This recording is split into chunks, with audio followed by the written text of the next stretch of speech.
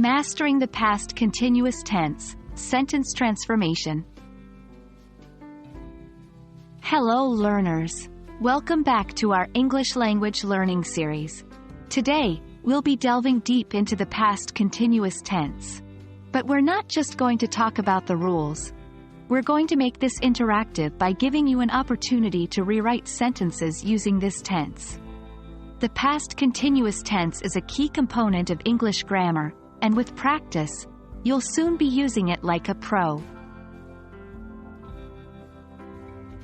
Before we dive into exercises, let's recap the past continuous tense. It describes something that was in progress at a specific moment in the past. The structure is was, were plus verb ing. For instance, I was reading a book when the phone rang. Notice the verb ing. After, was. This is the hallmark of the past continuous tense. Transforming sentences is not as difficult as it seems.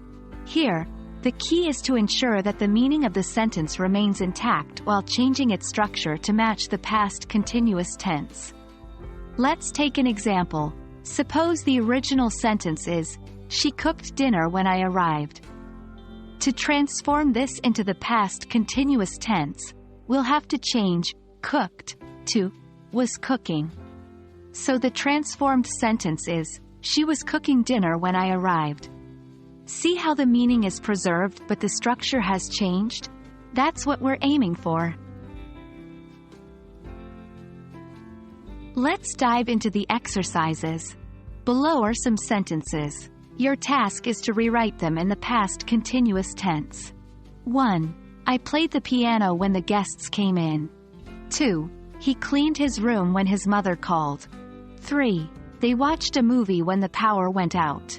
Take your time to rewrite these sentences using the past continuous tense. Pause the video if you need more time. Short pause. Alright, let's check the answers. 1. I was playing the piano when the guests came in.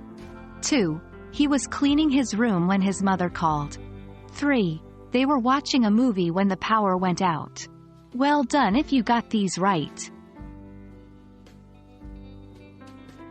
Congratulations! You've made it to the end of this exercise on the past continuous tense.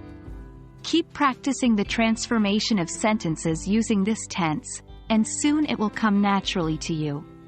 In our next video, we'll continue to explore the different tenses in English. So, stay tuned and keep learning.